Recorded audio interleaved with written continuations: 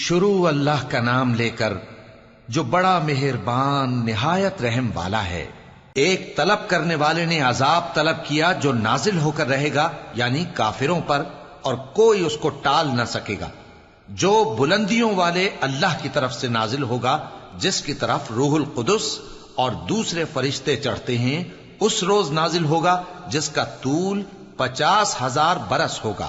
تو تم کافروں کی باتوں کو حوصلے کے ساتھ برداشت کرتے رہو۔ لوگ اس دن کو دور سمجھتے ہیں، جبکہ ہماری نظر میں وہ قریب ہے۔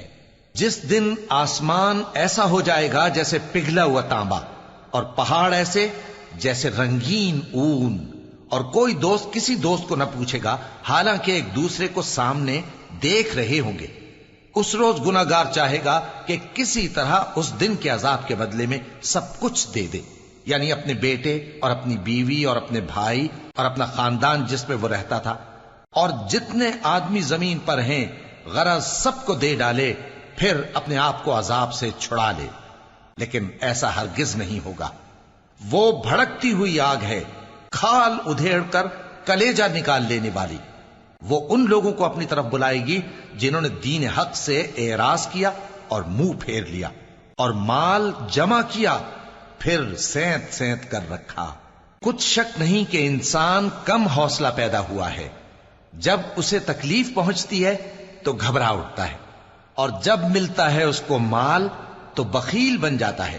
مگر نماز ادا کرنے والے جو نماز کا التزام رکھتے اور ہمیشہ پڑھتے ہیں، اور جن کے مال میں حصہ مقرر ہے، یعنی مانگنے والے کا اور نہ مانگنے والے کا، اور جو روز جزا کو سچ سمجھتے ہیں، اور جو اپنے پروردگار کے عذاب سے خوف رکھتے ہیں، بے شک ان کے پروردگار کا عذاب ہے ہی ایسا کہ اس سے بے خوف نہ ہوا جائے۔ اور جو اپنی شرمگاہوں کی حفاظت کرتے ہیں مگر اپنی بیویوں یا باندیوں سے کہ ان کے پاس جانے میں انہیں کچھ ملامت نہیں، اور جو لوگ ان کے سوا اور طریقے ڈھونڈیں تو وہ حد سے نکل جانے والے ہیں، اور جو اپنی امانتوں اور اپنے عہد و پیمان کا پاس کرتے ہیں، اور جو اپنی گواہیوں پر قائم رہتے ہیں، اور جو اپنی نماز کی پابندی کرتے ہیں، یہی لوگ جنتوں میں عزت و اکرام سے ہوں گے۔ تو اے نبی، ان کافروں کو کیا ہوا ہے کہ تمہاری طرف دوڑے چلے آتے ہیں، دائیں اور بائیں سے گروہ گروہ ہو کر جمع ہوتے جاتے ہیں؟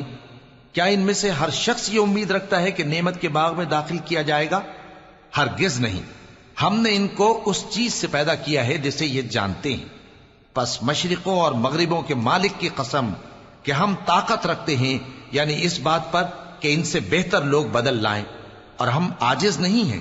تو اے پیغمبر، ان کو باطل میں پڑے رہنے اور کھیل لینے دو، یہاں تک کہ جس دن کا ان سے وعدہ کیا جاتا ہے وہ ان کے سامنے آ موجود ہو۔ اس دن یہ قبروں سے نکل کر اس طرح دوڑیں گے جیسے کسی مقابلے کے نشان کی طرف دوڑے جا رہی ہوں۔ ان کی آنکھیں جھک رہی ہوں گی اور ذلت ان پر چھا رہی ہوگی۔ یہی وہ دن ہے جس کا ان سے وعدہ کیا جاتا تھا۔